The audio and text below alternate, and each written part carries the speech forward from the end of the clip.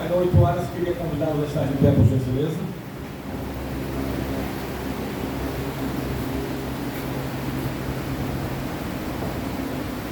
Queria ler apenas um texto sagrado. Natan, meu filho amado, em quem me comprazo. É isso aí mesmo, Natan. Só que eu queria que você colocasse não na NTLH, nova tradução da linguagem de hoje, mas nessa aí, tá? Edição revista e atualizada. Depois volta para lá para eu ler na outra tradução. Diz assim, pois todos pecaram e carecem da glória de Deus. Vamos ver na linguagem de hoje. Todos pecaram, todos pecaram e estão afastados da presença gloriosa de Deus. Eita! Então, nesta noite nós vamos ver como chegar a essa presença gloriosa de Deus. Nós vamos falar nesta noite sobre 3 passos para a salvação em Cristo Jesus. Senhor nosso Deus, ministre sobre nós, Pai. Ministre sua palavra em cada vida nesta noite. Os que estão aqui dentro desse santuário, ao alcance da tua palavra, e dos que estão lá fora, nossos vizinhos amados, ao alcance deste som, ao alcance desta pregação. Que a tua palavra alcance a cada um, que a tua palavra vá e faça aquilo que lhe apraz, e que ela prospere para tudo aquilo pela qual ela foi designada pelo Senhor.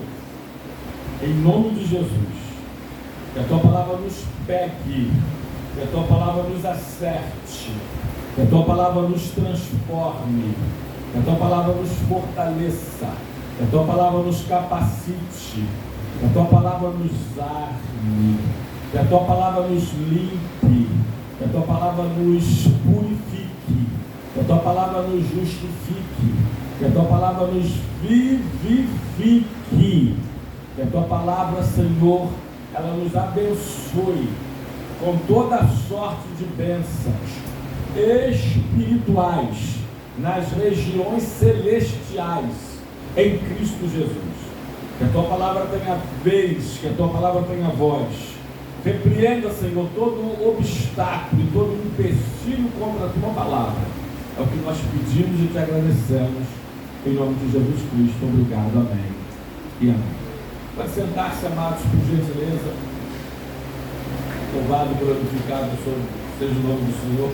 Bom, como os irmãos sabem, pastor Marinho, nosso primeiro vice, segundo vice, nosso evangelista orlando, mais de 90% das mensagens, das pregações do pastor Marinho, mais de 90% são mensagens evangelísticas, né? O pastor Marinho sempre prega Jesus como Salvador. Obrigado. Mateus 10, 42 com você. E eu, ao contrário do pastor Marinho, é bom que a gente se equilibra aqui, né? A partir do púlpito. Pego a grande maioria das mensagens que ministro, mais de 90%, são mensagens doutrinárias, eclesiásticas.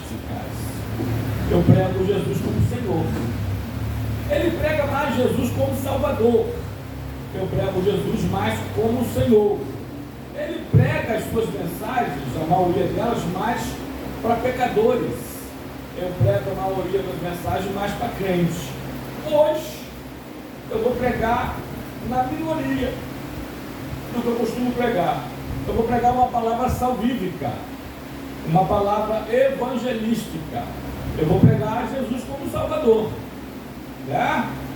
Pastor, mas eu sou crente. Você aceita Jesus de novo, tá? Você aceita Jesus a cada dia, a cada mensagem, a cada culto, se converte novamente, porque hoje a gente vai falar sobre 3 passos para a salvação. Eu tenho muitas mensagens que eu divido em 3 partes, né? E são muitas. Os 3 pregos da cruz, as 3 cruzes e suas mensagens, as três perguntas mais feitas pela humanidade, os três tipos de homens, as três formas de viver, e por aí vai. Muitas das minhas centenas e centenas, eu devo ter conto naquele sermonário de A a Z, centenas e centenas de esboços de sermão, muitas eu falo sobre três, tá? E hoje eu vou falar sobre 3 passos para esta tão grande salvação. 3 passos para essa tão grande salvação. O primeiro passo é entender o plano da salvação. É entender. Olha, e isso, fazê-los entender sobre o sacrifício de Jesus, sobre o plano da salvação, mais do que o pastor Marinho faz, eu não sei se tem. Eu não conheço. Se mais de 90% das mensagens dele são salvíficas, são evangelísticas, ele nos explica muito bem sobre isso, sobre o sacrifício de Jesus, sobre esse plano divino para a salvação do homem, sobre esta tão grande salvação. Então, o primeiro passo para a salvação em Cristo é entender o sacrifício de Cristo, é entender por que Jesus veio ao mundo, é entender por que Ele morreu por cada um de nós. E o pastor Marinho nos ensina isso muito bem. Ele começa lá de Gênesis, lembra, cara? Ele começa lá, ele fala livro da fundação, ele fala capítulo 3, aí ele começa, aliás, até antes, amados, ele começa falando da criação do homem. Gênesis 1, ele não fala Gênesis, ele fala livro da fundação 1:26, que Deus nos fez a sua imagem e semelhança. Aí ele vai lá em Gênesis capítulo 2, versículo 7, versículo 8, que formou o homem do pó da terra. E ele vai no livro da fundação, conforme ele diz, né? E que Deus criou o homem perfeito, Deus criou o homem são, né? Mas o homem caiu, mas o homem pecou. E Deus então vem com o plano salvífico. Aliás, Gênesis 3:21, Deus foi quem fez o primeiro sacrifício após o pecado do nosso papai Adão e da nossa mamãe Eva, como fala aqui o professor, um dos nossos 6 professores de teologia, o pastor Luciano. É isso? Gênesis 3:21, bota lá, meu filho, por gentileza.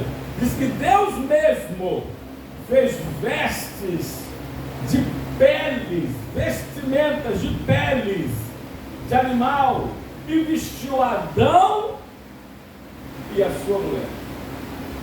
Deus foi quem fez o primeiro sacrifício, né? E muitos teólogos creem que Deus imolou um cordeiro perfeito, que está de 1 ano, muito provavelmente ou com certeza macho, e tirou a pele e fez uma roupa de couro para Adão e Eva, porque até então eles tinham se vestido com o quê? Porque eles pegaram, viram que estavam nus, se envergonharam disso, e eles pegaram folhas de figueira e cozeram tanguinhas para cobrir suas vergonhas. Olha só, a primeira atitude humana para tentar cobrir os seus pecados é usar a religião para isso, é usar as obras humanas para isso. Só que a figueira, a folha de figueira fora da árvore, eles tiraram, cortaram para fazer tangas, ela seca, apodrece e cai. Não adiantava nada. Aí Deus está mostrando desde já, Gênesis 3:21, o plano da salvação. Um inocente morreu para cobri-los. Eita! E a partir daí, Gênesis 3:21, né? Com certeza eles ensinam aos filhos nomeados, registrados na Escritura, Caim e Abel, E vai passando até a lei, os sacrifícios levíticos, ou os sacrifícios araônicos, como falam, como queiram, ou os sacrifícios mosaicos, ou da lei mosaica, que apontavam para Cristo. Porque o homem se perdeu e precisava do Salvador, da salvação. Porque Jesus Cristo, na verdade, é o verdadeiro Cordeiro. João 1,29, Natan. Quando João Batista vê o seu primo Jesus vindo para ser batizado por ele, diz assim, ó, no dia seguinte, viu João a Jesus que vinha para ele para ser batizado, tá? Não está ali, mas a gente sabe que era o contexto do texto, porque é o contexto que explica o texto. E disse: eis o Cordeiro de Deus que tira o pecado do mundo. Porque até então, o sangue daqueles cordeiros, de todos aqueles sacrifícios durante todo o período veterotestamentário, somente cobriam o pecado para aplacar a ira de Deus. Até que o verdadeiro Cordeiro, o Cordeiro de Deus, Jesus Cristo, sem mancha, sem mácula, sem pecado, viesse e morresse a nossa morte para que vivêssemos a sua vida e se sacrificasse por todos nós para nos comprar esta tão grande salvação. Oh, glorificado seja o nome do Senhor. Anote aí, por gentileza, em nome do Senhor Jesus Cristo. Anote aí: o sangue de Cristo é o sangue da nova aliança. Natan, por gentileza, Mateus 26, versículo 28. A salvação foi nos comprada, o Senhor nos resgatou da escravidão do pecado através do seu sangue. Porque isto é o meu sangue, o sangue da nova aliança. O Senhor ali está transformando a Páscoa judaica na ceia cristã. Esse é o meu sangue, o sangue da nova aliança, derramado em favor de muitos, para a remissão de pecados. Oh, louvado e glorificado seja o nome do Senhor. Ele carregou os nossos pecados na cruz. 1 de Pedro, capítulo de número 2, versículo 24. Ele carregou os nossos pecados na cruz. Diz assim: carregando ele mesmo em seu corpo, sobre o madeiro, sobre a cruz, os nossos pecados, para que nós, mortos para os pecados, vivamos para a justiça. Por suas chagas, por suas feridas, nós fomos sarados. Nós, ali diz, por suas chagas fostes sarados. Louvado e glorificado seja o nome do Senhor. O primeiro passo para essa salvação em Cristo é entender esse plano da salvação. Porque Jesus Cristo, ele foi ao mesmo tempo o sacrifício, a oferta, e sendo ele mesmo sacerdote. Sendo ele mesmo sacerdote, ele se oferece como oferta. Grava aí, Natan. E Jesus é as duas coisas: Hebreus 9, 14 e depois Hebreus 2, 8 e 9.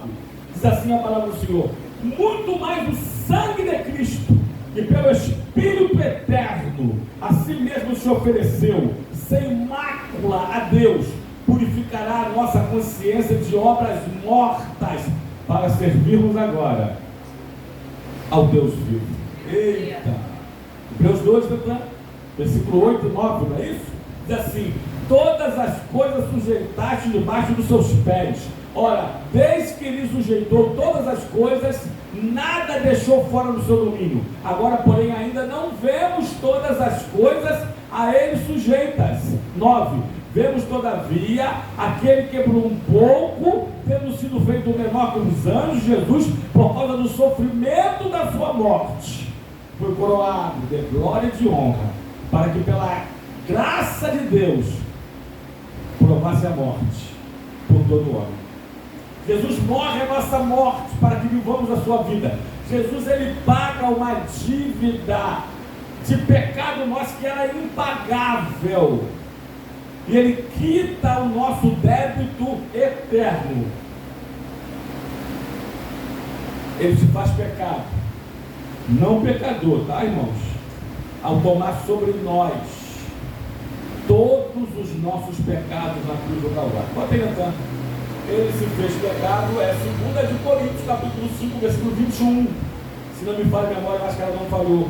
Diz assim: aquele que não conheceu pecado, ele o fez pecado por nós, para que nele fôssemos feitos justiça de Deus. Ele nos justifica com o seu sangue, remindo-nos de todo pecado, pagando o nosso preço impagável, recebendo pão. Há uma linha teológica que acredita que quando Jesus diz na cruz: Deus meu, por que me abandonaste? Lama sabachthani, por que me desamparaste? Ou por que me abandonaste? Dependendo da tradução. Alguns acreditam que Deus temporariamente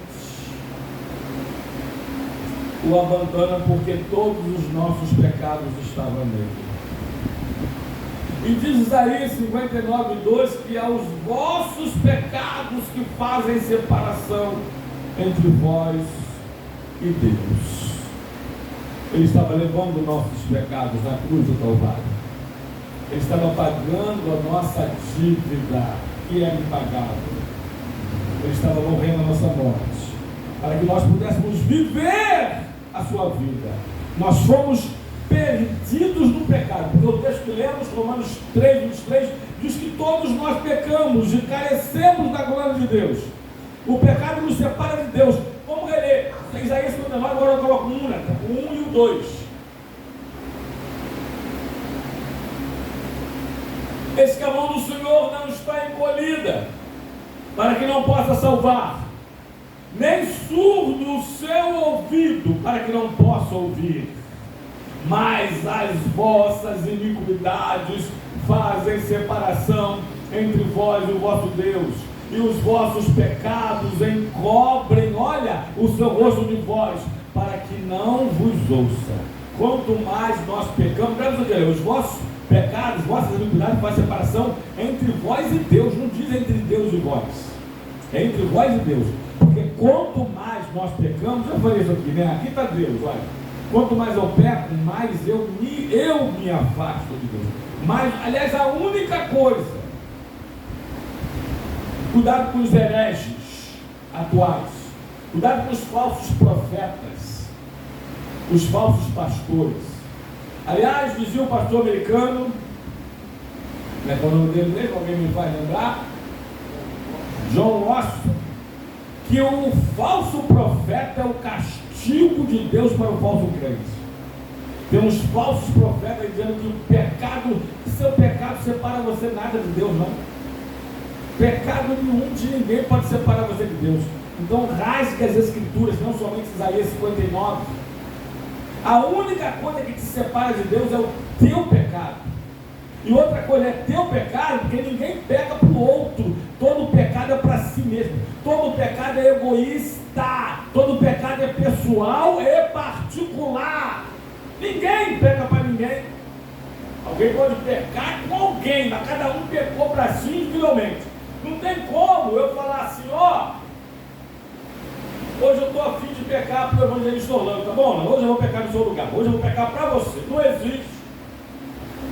Não existe. É igual exercício ou dieta, né? Um amigo, ele brincava, aliás, ele hoje esteve aqui com a feijoada, veio com um amigo, perguntou até para você, e aí ele brincava assim: eu vou pagar alguém para correr para mim, eu vou pagar alguém para caminhar para mim, e eu vou emagrecer. Não emagrece no lugar. Parece piada, né? Eu vou pedir alguém para fazer uma dieta para mim, a pessoa vai fazer dieta, quem vai emagrecer sou eu. Só que não, vai não. Ninguém pega para o outro. Todo pecado é egoísta, é para si mesmo. E a única coisa que nos separa de Deus é o nosso pecado. Amém? O pecado resulta em morte. Natan, coloca aí por gentileza Ezequiel 18:20. Pode Ezequiel 18, versículo 4, depois versículo 20. Lembrei do versículo 4 aqui. Depois Romanos 6, Ezequiel 18:4 primeiro. Eis que todas as almas são minhas, assim como a alma do pai, também a alma do filho é minha. Mas toda alma que pecar, essa morrerá. Verso 20, meu filho. A alma que pecar, essa morrerá. O filho não levará a iniquidade do pai, viu? Nem o pai a iniquidade do filho. A justiça do justo ficará somente sobre ele, e a perversidade do perverso cairá sobre este. Eita! Romanos 23. Porque o salário do pecado é a morte, mas o dom gratuito de Deus é a vida eterna em Cristo Jesus. Grava isso aqui. Salário é o pagamento que você recebe no final daquilo que você fez. É verdade ou mentira? Seja uma diária, seja semanal, quinzenal, geralmente é mensal. O salário mínimo está em R$1.412. Não é isso? Bom, então a Bíblia está dizendo o seguinte, que o pagamento do pecado é a morte. A conta vai chegar. Você pode pecar. Olha, eu estou falando do âmbito espiritual, tá? Eu não estou falando como profissional da mente do âmbito emocional, porque também a conta chega. Eita! Eu sou profissional da mente, mas eu não sou nutricionista, eu não sou nutrólogo, eu não sou médico. Mas a gente entende algumas coisinhas, né? Na área física, se você se alimenta mal, a conta também chega. Chega ou não chega, irmãos? Vai chegar, seu corpo vai sentir, seu corpo vai reclamar, seu corpo vai adoecer. Por quê? Porque você não se cuidou, não se alimentou bem. A conta, isso não é nada, porque morrer todo mundo vai morrer, novo ou velho, com saúde ou sem saúde. Eu estou falando aqui do âmbito espiritual. A conta do seu pecado vai chegar. E teu espírito, grave isso aqui, vai ter que prestar essa conta. E se você não recebeu o pagamento que Jesus já efetuou na cruz por você, se você rejeitou essa tão grande salvação, você vai pagar com a morte eterna. Você vai pagar eternamente. A vida é como um restaurante, ninguém sai dela sem pagar a conta. A conta chega, mais cedo ou mais tarde. Vou repetir, tá? Você é um espírito, você tem uma alma e você habita num corpo. Olha aí, então, 1 Tessalonicenses 5:23, parte B. Sejam íntegros em tudo, vosso espírito, vossa alma e vosso corpo. Amém. Até a vida do Senhor. Grave isso aqui. A conta vai chegar, você é uma trindade humana. Você é espírito, alma e corpo. Vai chegar nessas três almas, nessas três áreas. Mas a alma não é pior, o corpo não é pior. Pior é a sua vida espiritual, a sua vida eterna. Eita! Cuidado! Cuidado! Cuidado! 3 passos para a salvação em Cristo. O primeiro está aqui. É entender o sacrifício de Jesus. É entender o plano salvador do Senhor. Entender que você é um grande pecador e que Jesus é o artigo definido, o grande Salvador. Primeiro lugar. Segundo passo para a salvação é se arrepender dos seus pecados. Irmãos, quero isso aqui.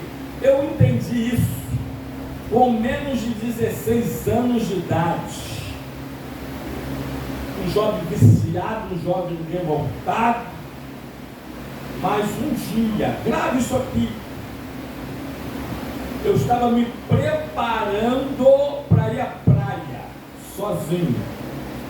Um domingo de manhã ensolarado.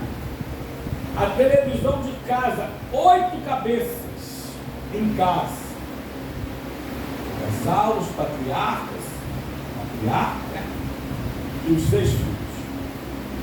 E a televisão estava lá, no canal 7, TV Bandeirantes, passando um pregador americano. Pregava, era traduzido, é lógico. Ele se chama ainda, está com 80 e blau, continua pregando. Jimmy Swaggart.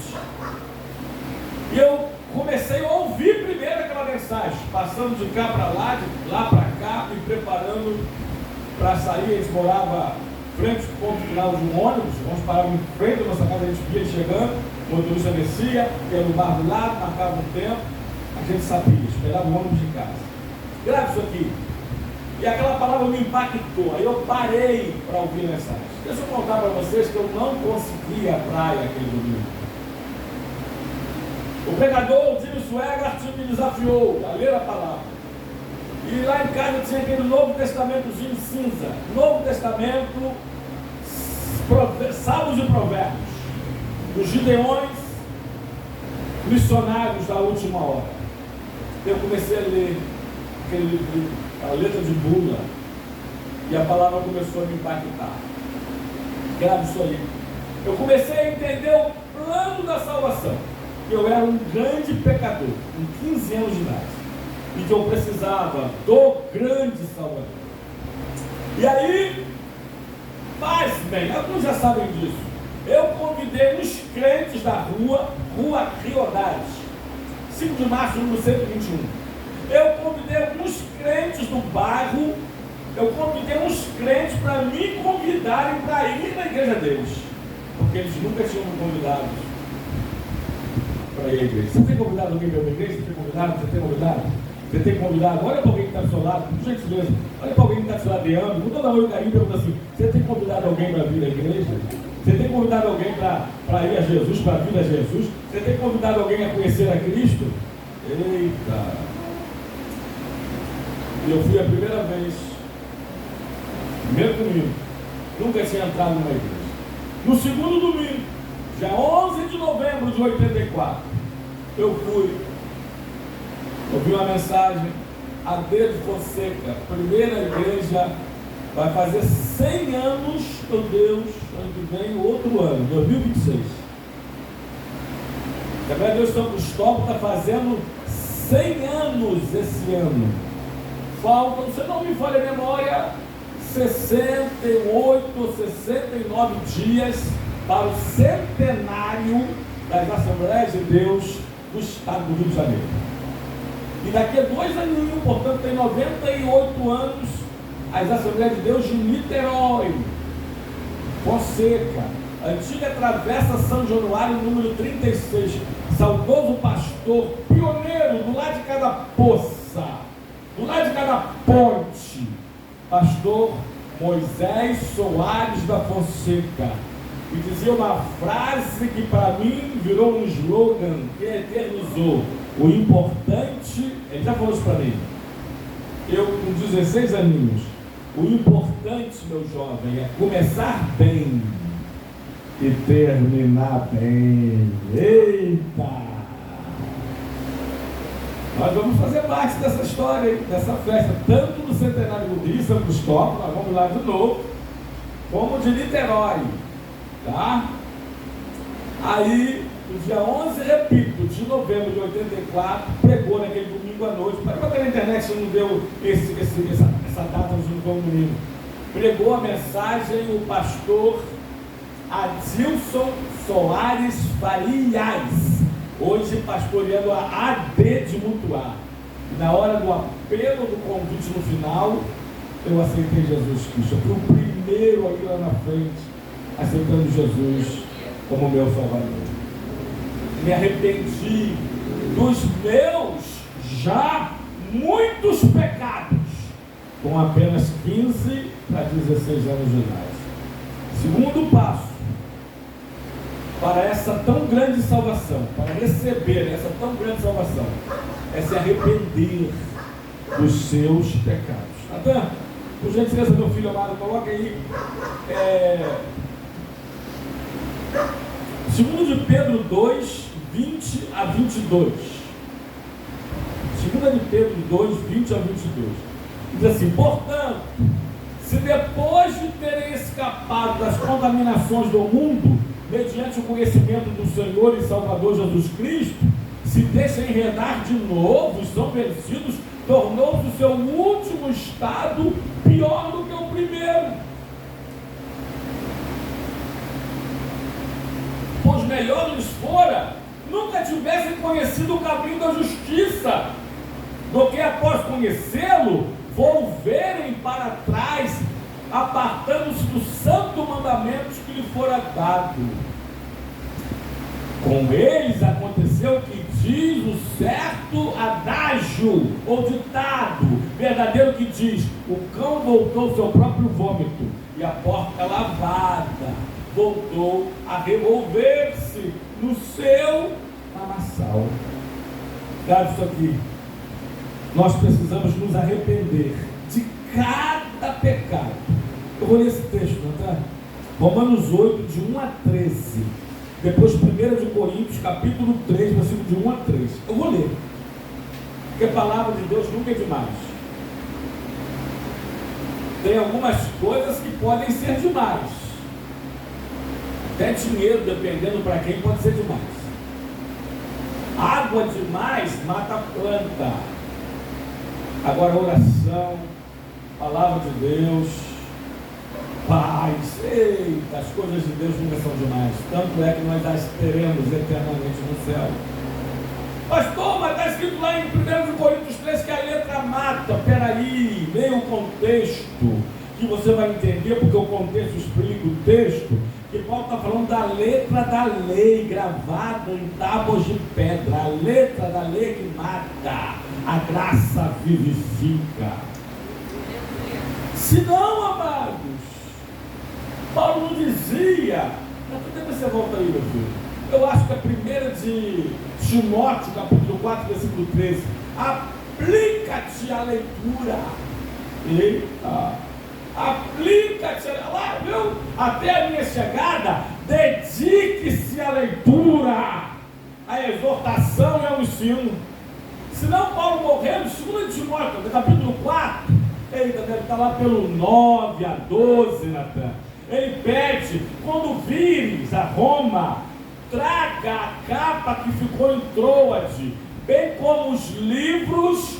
Olha lá, verso 13: quando vieres, traze a capa que deixei em Troade, em casa de Carpo, bem como trabalhei com o irmão como rodoviário, o nome dele era Carpo, bem como os livros, especialmente os pergaminhos. Paulo morrendo e lendo, morrendo e lendo, morrendo e lendo. Não parece? Não tem mais de livros, mais de 1000 livros, revistas e periódicos, só ali. Bora lá em casa. Morrendo e lendo, lendo e morrendo, morrendo e lendo. Aplica-te a leitura. Amém, amados? Natan, pode voltar? Você vai confirmar só os textinhos para mostrar que a palavra nunca é demais. Não, é Romanos 8, isso aí, 1 a 13. Diz assim, vou ler uma leitura dinâmica, tá? Rapidinho. Agora, pois, já nenhuma condenação há para os que estão em Cristo Jesus. Natan, eu gosto muito da tradução do Cristo atualizado, vocês sabem disso. E eu já falei aqui quase uma dezena de precipitações da revista corrigida. Vocês sabem disso? Vocês lembram de algumas? Eu vou fazer nos lembrar. Isso aí, a primeira dessa é esta. Gênesis 24, 1, na corrigida diz assim: depois dessas coisas tentou Deus Abraão. Deus não tenta ninguém, está lá em Tiago 1, 12 e 13. E por ninguém ele também pode ser tentado. Amém? A atualizada diz: depois dessas coisas pôs Deus Abraão a prova. É diferente. Outra, a oração do Pai Nosso, Mateus capítulo 6, a partir do versículo 9, diz assim na corrigida: não nos induzas à tentação. Deus não induz ninguém à tentação. Na atualizada está escrito assim: não nos deixes cair em tentação, mas livra-nos do mal. Outra precipitação da revista corrigida, João 14, Natan, de 1 a 3, na corrigida está escrito assim, Jesus, e se eu for, bom, se eu for, dá a entender, e se eu não for? Se eu for, talvez eu não vá. Na atualizada está escrito assim: quando eu for, eu vou, uma questão de tempo, e quando eu for, voltarei para vós ver, para que onde eu estejais vós também, para que onde eu estou estejais vós também. E outras, tá, irmãos? E outras. Mas eu tenho uma admiração a fazer essa revista corrigida. Até bota João, Romanos 8, 1, na revista corrigida tem um acréscimo tremendo. Diz assim, olha, portanto agora, nenhuma condenação há para os que estão em Cristo Jesus. Na atualizada para cima, para? E o ganho 2. A corrigida tem esse acréscimo aqui, olha. E não andam segundo a carne, mas segundo o Espírito. Agora volta no 2, a gente vai até o 13 na RA, revista atualizada. Porque a lei do Espírito da vida em Cristo Jesus te livrou da lei do pecado e da morte. Porquanto o que for impossível à lei do que estava enferma pela carne, isso fez Deus enviando o seu próprio Filho em semelhança de carne pecaminosa e no tocante ao pecado, e com efeito condenou Deus da carne o pecado, a fim de que o preceito da lei se cumprisse em nós, que não andamos mais segundo a carne, mas segundo o Espírito. Porque os que inclinam-se para a carne cogitam das coisas da carne, mas os que se inclinam para o Espírito, das coisas do Espírito. Porque o penhor da carne dá para a morte, mas a do Espírito para a vida e paz. Por isso o pendor da carne é inimizade contra Deus, pois não está sujeito à lei de Deus, nem mesmo pode estar. Portanto, os que estão na carne não podem agradar a Deus, não tem como agradar a Deus estando na carne, na carnalidade, sendo crente, açougue. Vós, porém, não estáis na carne, mas no Espírito, e se de fato o Espírito de Deus habita em vós. E se alguém não tem o Espírito de Cristo, esse tal não é dele. Eita! Se porém Cristo está em vós, o corpo na verdade está morto por causa do pecado. A gente tem que mortificar a carne. Só morrendo que a gente vive em Cristo. Mas o Espírito é vida, viu? Por causa da justiça. Se habita em vós o Espírito daquele que ressuscitou a Cristo Jesus entre os mortos, esse mesmo Espírito que ressuscitou a Cristo Jesus entre os mortos, vivificará, ou seja, vos ressuscitará também o vosso corpo mortal, por meio do seu Espírito que em vós habita. Assim, pois, irmãos, somos devedores, não à carne, como se constrangidos a viver segundo a carne, mas para terminar, porque se vivermos segundo a carne, caminhais para a morte, mas se pelo Espírito mortificardes os efeitos da carne, certamente viverás. Certamente viverás. 1 Coríntios, capítulo 3, versículo 1 a 3, a gente vai caminhar para o final. Diz assim: eu, porém, irmãos, não vos pude falar como a espirituais, assim como a carnais, como a crianças em Cristo. Leite vos dei a beber, não vos dei alimento sólido, porque ainda não podia suportá-lo, nem podeis agora ainda, porque ainda sois carnais. Porquanto haveis entre vós ciúmes, contendas, e assim que sois carnais, e andais segundo o homem. Vamos sair de lá para cá.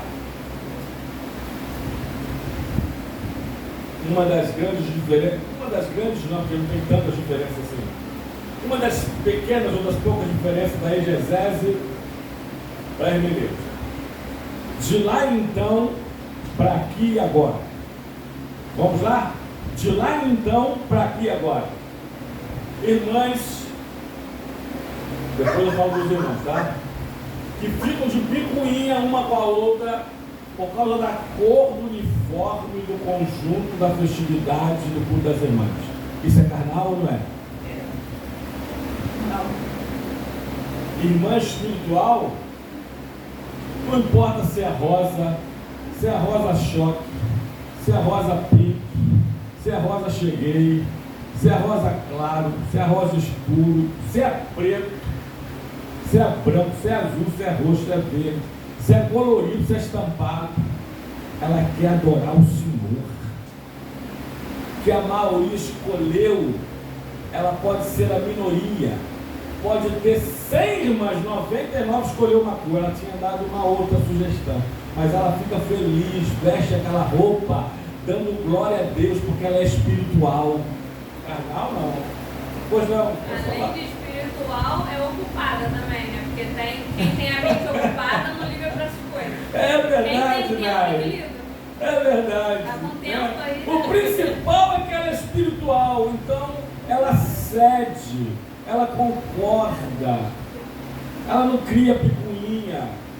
Isso para ela é besteroides, irmãos. Isso para ela é bobageira, tá? E homens também, seja lá o que for, nós poderíamos falar aqui de qualquer outra coisa que você poderia, né? Ah, não gostei desse hino. Vocês conhecem a história? Vocês conhecem a história? Da cor desses bancos, né? Os bancos, quantos anos devem ter esses bancos? Quase 10 anos. Uns 8 para 9. Aí, cada um comprou uma cadeira dessa. Na época, se eu não me engano, cara, não sei se era R$100 em 10 vezes de 10. Isso não me vale a memória. Então, cada irmão, o pastor, vou comprar uma cadeira. Teve irmãos que comprou 2, 3, né? Teve irmãos que falaram assim, eu vou comprar 3, pastor. Não pagou nenhuma.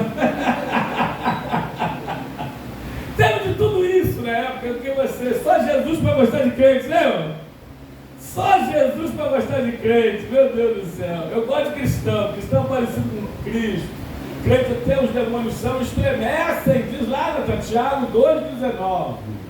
Até os demônios são crentes, estremecem. Aí, agora vamos decidir a cor. Ficamos entre duas cores, vermelho e azul. Vermelho e azul. Azul e vermelho. Qual foi a cor que eu escolhi?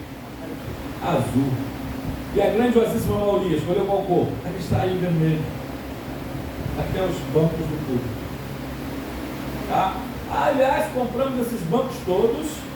Aí a empresa, que era de um pastor, me deu um banco de graça para o pastor, diferenciado. Não sei se chamava Imperial, né? Imperial, uma parada assim, um banco mais oponente para o pastor. Falei, está bom, você está me dando de graça, eu quero. De graça até a injeção no olho, né? Eu quero. Mas então eu quero comprar mais 2, iguaizinhos. Porque aqui não tem esse negócio de trono, um banco mais imponente, porque não, cada um também respeito. Senão eu vou ser crente carnal, não vou brigar por disso, não vou. Agora eu queria mais 2 para o meu primeiro vice e para o meu segundo vice. Nós vamos pagar, iguais. Aliás, temos 5 hoje. Depois compramos mais 2.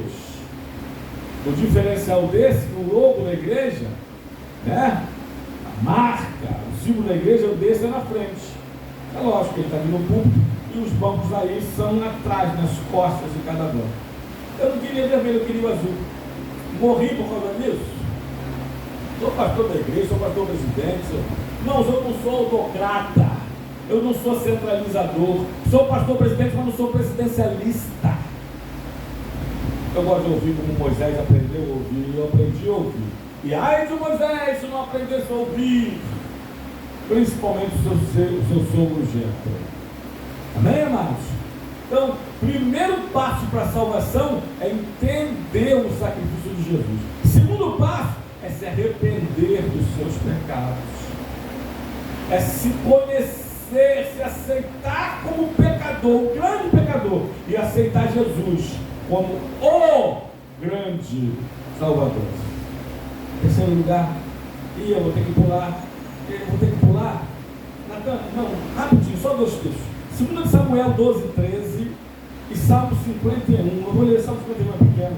É um dos salmos de penitência de Davi, de arrependimento, de confissão de Davi. Mas o primeiro texto ali diz assim, também é Davi. Então disse Davi a Natan, pequei contra o Senhor. Eita! Disse Natan a Davi, também o Senhor te perdoou o teu pecado, não morrerás. Agora vamos ler o Salmo 51 todinho, que o Salmo 51, a Bíblia, vocês sabem, não está escrito, não está na ordem cronológica, e sim na ordem temática. Salmo 51 é um dos salmos de penitência, de arrependimento, de confissão de pecado. Compadece-te de mim, ó Deus. Isso após ele ter pecado contra e com Betseba, ter mandado matar ao seu fiel escudeiro Urias e ter perdido o seu filho bebezinho. Compadece-se de mim, ó Deus, segundo a tua benignidade, sua misericórdia, né? E segundo a multidão das tuas misericórdias, apaga as minhas transgressões. Lava-me completamente da minha iniquidade, purifica-me do meu pecado. Pois eu conheço as minhas transgressões e o meu pecado está sempre diante de mim. Tem um texto que é Provérbios, se não me falha a memória, o vosso pecado vos há de achar. Pecado é igual um bumerangue, ele sempre volta do mesmo lugar do qual ele saiu. Eita!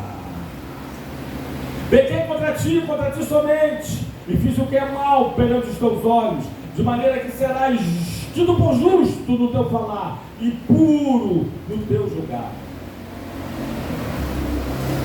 Eu nasci em iniquidade, e em pecado me concebeu minha mãe. Para aqui, Natan.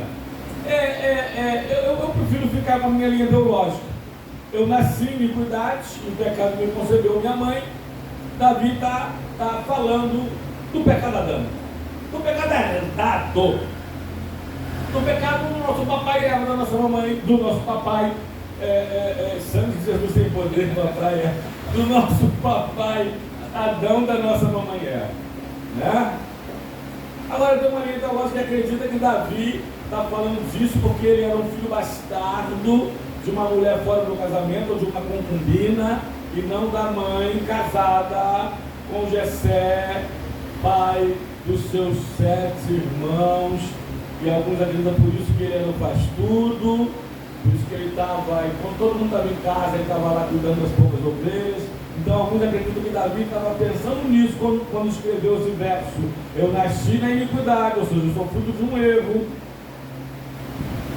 eu sou um filho bastardo, e em pecado me concebeu minha mãe. Bom, repito, já falei aonde confio. Continua, meu filho, por gentileza. Verso 6. Eis que te comprases na verdade do íntimo, e no recôndito me fazes conhecer a sabedoria. Purifica-me com o sopro, e eu ficarei limpo. Lava-me, e eu ficarei mais alto que a neve. Olha, Davi crendo no perdão de Deus, da restauração divina. Faz-me ouvir júbilo e alegria, para que exultem os ossos que esmagaste. Esconde o teu rosto dos meus pecados e apaga todas as minhas iniquidades. Eu gosto de uma frase, eu vou lembrar quem disse, a diferença dos cristãos para os fariseus. Não vai para o céu quem peca menos, mas vai para o céu quem se arrepende mais. Eita! Eu gosto desse texto aqui, olha. Cria em mim, ó Deus, um coração puro, e renova dentro de mim um espírito inabalável. Não me expulses da tua presença, nem me retires o teu santo graças. Cometeu grandes pecados, mas Deus não tinha retirado o Espírito Santo dele. O Espírito Santo sai de um homem quando ele o nega deliberadamente, conscientemente e de forma contumaz. Grave isso aqui. Mesmo pecando, o Espírito Santo estava com ele, ele pede: Senhor, não retires de mim o teu Santo Espírito, mas restitui-me a alegria da salvação. A alegria da comunhão, ele havia bendito, é lógico. Sustenta-me com um espírito voluntário. Acabando, né, meu filho? Então ensinarei aos transgressores os teus caminhos, e aos pecadores, e os pecadores se converterão a ti. Livra-me dos crimes de sangue, ó Deus, Deus da minha salvação, e a minha língua exaltará a tua justiça. Diz que o maior acerto do homem. 15. Abre, Senhor, os meus lábios, e a minha boca manifestará os teus louvores. Pois não te comprases em sacrifícios, do contrário, eu te daria. Eita, ele mataria vários novilhos, trocentas ovelhas, e não te agradas de holocaustos. Sacrifícios agradáveis a Deus são o espírito quebrantado, coração compungido e contrito, não o desprezará, ó Deus. Fazem bem a Sião, segundo a tua boa vontade, e edifica os muros de Jerusalém. Então te agradarás no sacrifício da justiça, dos holocaustos, das ofertas queimadas, e sobre o teu altar se oferecerão novilho. Ele fala sobre duas formas de sacrifício ali, se aprofundando no texto a gente entende bem. Eu amo Davi. Davi não é à toa que é chamado homem segundo o coração de Deus. É o mais perfeito de todos? Não. Talvez em termos de isenção de pecados, o mais perfeito tenha sido Samuel, e desafia o povo. Quem me convence? Samuel fala assim no final do seu ministério: quem me convence de quem eu aceitei suborno? De quem eu tirei um pedaço da carne da ovelha? De quem eu vou parafrasear, eu fiz balança enganosa? Com quem ele chama para todo Israel desafiar: a quem eu cometi alguma injustiça? Ninguém. Talvez o mais bonito, né, foi Samuel.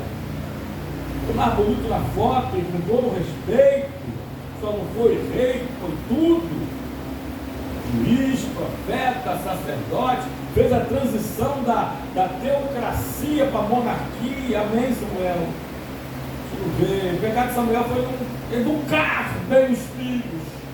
Isaías não mostra o pecado. Não vemos. Davi pecou muito. Mas diz que o maior acerto do homem é reconhecer os seus erros. Davi pecou muito. Mas se ele pegou 100 vezes, se ele pecou 100 vezes, 100 vezes ele se arrependeu no pó e na cinza. E Deus diz assim: achei Davi. Se Deus achou, porque Deus procurou. Eita, um homem segundo o meu coração. Um adorador. Se tem um adorador por excelência, é Davi. Ele podia chegar para o profeta Natan e falar assim: ó, vai ficar aqui entre nós dois. Morreu aqui, eu sou rei, você é profeta.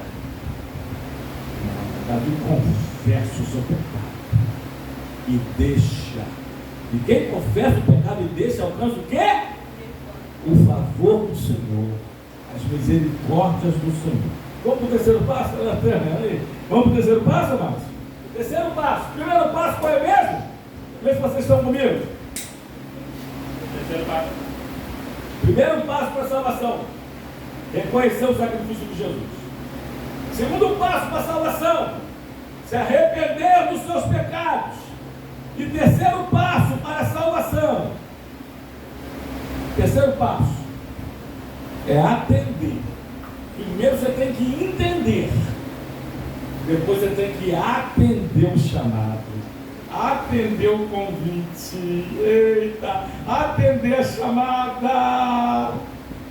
Jesus falou assim, Mateus 11, 28, vinde a mim todos os que estão cansados e sobrecarregados, e eu vos aliviarei. Você precisa atender esse chamado de Cristo, você precisa aceitar o Senhor como seu único e suficiente Salvador e Senhor da sua vida. Aleluia. Você precisa não negar, Hebreus 2:3, a esta tão grande, como escaparemos nós se negligenciarmos, se dissermos não a esta tão grande salvação? Perdão, a qual, tendo sido anunciada inicialmente pelo Senhor, foi-nos depois confirmadas pelos que as ouviram. Não quero teorizar muito não, mas essa aqui é a prova de que não foi Paulo que escreveu Hebreus. Essa aqui está lá no final também, na despedida do capítulo 13, quando ele chama Timóteo apenas de Timóteo. Paulo chamava de meu amado filho. E aqui o autor está dizendo: como escaparemos nós se negligenciarmos essa tão grande salvação, a qual, tendo sido anunciada inicialmente pelo Senhor Jesus, foi-nos, ele se coloca, ele se inclui, foi-nos depois confirmada, anunciada pelos que a ouviram, pelos apóstolos. Paulo não recebeu o evangelho dos apóstolos, Paulo recebeu direto do Senhor, a partir da sua conversão, Atos capítulo 9. Portanto, não foi Paulo que escreveu Hebreus. Foi quem? Não sei. Pode ter sido Apolo, não sei. Pode ter sido Timóteo. Há quem diga até que pode ter sido uma mulher e o seu nome não foi inclusa, ficou no anonimato porque era uma mulher. Não sei. Não importa, importa lermos o livro. E tem um texto que eu gosto muito desse livro, sabe qual é? Hebreus 10, 25. O autor anônimo aos Hebreus disse: não deixemos de congregar, eita, como é costume de alguns. Antes façamos admoestações, e tanto mais quanto vês que o dia se aproxima. Portanto, voltando, o terceiro passo para a salvação é atender esse chamado de Jesus Cristo. Porque ninguém entrará no céu, graças a que a salvação não é pelas obras, a salvação é para as obras. A gente não é salvo pelas obras, a gente é salvo para as obras. O crente não é salvo porque pratica boas obras. O crente pratica boas obras porque ele é salvo. Mas ninguém entrará no céu sem obediência. Pode anotar, Mateus capítulo 7, versículo 21 a 23. Depois João 14, 15. Diz assim: nem todo que me diz Senhor, Senhor entrará no reino dos céus, mas sim aquele que faz a vontade do meu Pai que está nos céus. Muitos naquele dia hão de dizer-me, ó, Jesus que está falando: Senhor, Senhor, porventura não temos nós profetizado em teu nome? E nem a salvação tem a ver diretamente com os dons. A salvação tem a ver diretamente com o fruto. Não temos nós profetizado em teu nome não expelimos demônios, em teu nome não fizemos muitos milagres? Então lhes direi explicitamente: nunca vos conheci. Ou seja, nunca tivemos comunhão verdadeira. Apartai-vos de mim, os que praticais a iniquidade. Jonathan, se me amais, guardareis os meus mandamentos. Natan, eu vou correr. Outro texto aqui. Atender. Primeiro entender. Agora terceiro, atender essa chamada, esse convite universal para a salvação e pessoal, como cada um de nós o aceita. Grave aí, livro de Romanos, capítulo 10, versículo 9. Se com a tua boca confessares Jesus como Senhor, e em teu coração creres que Deus o ressuscitou dentre os mortos, serás salvo. A salvação requer de nós uma confissão na boca do Senhor e uma crença no coração que Deus o ressuscitou. Pastor, mas isso deve ser público, como a Assembleia de Deus, a primeira igreja pentecostal do Brasil e a maior do Brasil do mundo ainda, sempre fez, ou se não fizeram, mas a Assembleia de Deus, sim. Se você quiser mudar o apelo para convite, amém. Mas nós precisamos. Bota aí, Natan. Livro de Mateus, capítulo 10, versículo 32 e 33. Jesus, ele diz assim: porque todo aquele que me confessar diante dos homens, eu também o confessarei diante do meu Pai que está nos céus. E todo aquele que me negar diante dos homens, eu também o negarei diante do meu Pai que está nos céus. Vamos agora, Lucas 12, vai terminar, 1 hora de mensagem, né? Lucas 12, 8 e 9. Ele vai falar agora dos anjos. Digo-vos ainda que todo aquele que me confessar diante dos homens, também o Filho do Homem, Jesus, o confessará diante dos anjos de Deus. Mas aquele que me negar, não, eu não quero Jesus, direito seu, como um pagodeiro aí, eu não quero saber de Jesus, de céu, eu quero ir para o inferno. E vai. Tá? E vai. E não tem saída, não tem volta. Tá? Mas todo aquele que me negar diante dos homens, eu também o negarei diante dos anjos de Deus. Diante dos anjos de Deus. É preciso ouvir? Romanos 10, 17. A fé vem pelo ouvir e ouvir a palavra de Deus. A fé vem pelo ouvir e ouvir a palavra de Deus. Mas nós precisamos confessar a Jesus, nos arrepender após ouvir a palavra, a mensagem. Devemos confessar, nos arrepender dos pecados, confessar a Jesus. Bota aí Lucas 13 para a gente fechar. 3 e depois o 5. Pastor, tem que me arrepender, mas de tudo. Pedir perdão. Confessar e deixar. Aliás, a oração bíblica tem 5 partes: adoração, gratidão, confissão, petição e intercessão. Grave disso. Ah, pastor, mas eu pensei que fosse só petição. Eu sei que a maioria das orações dos crentes é só petição. Diz que crente é igual filho de cego, né? Só sabe pedir. Mas a oração, essa é uma oração capenga, tá? É uma oração capenga. Até botar aí, Filipenses 4:6. Filipenses, você volta em Lucas 13, né? 13 e 5. Não andem ansiosos de coisa alguma, em tudo sejam por isso conhecidas diante de Deus nas vossas petições, pela oração, pela súplica e com ações de graça, gratidão. Você encontra esses 5 ingredientes na oração do Pai Nosso, que é a oração modelo, não é reza, é oração modelo. Agora, Lucas, para gente fechar, não eram, eu vou afirmo, se porém não vos arrependerdes, todos igualmente perecereis. Não eram, eu vou afirmo, mas se não vos arrependerdes, todos igualmente perecereis. Doutor Amado, eu termino aqui nesta noite, 1 hora de mensagem, dizendo que os 3 passos para a salvação é reconhecer o sacrifício de Cristo por você, se arrepender de todos os seus pecados, pedir perdão a Deus, receber o perdão de Deus e perdoar a todos os que pecaram contra você, graças a Deus. É outra mensagem. E atender. Primeiro começa com entender e termina com atender. Chamado e convite do Senhor para essa tão grande salvação.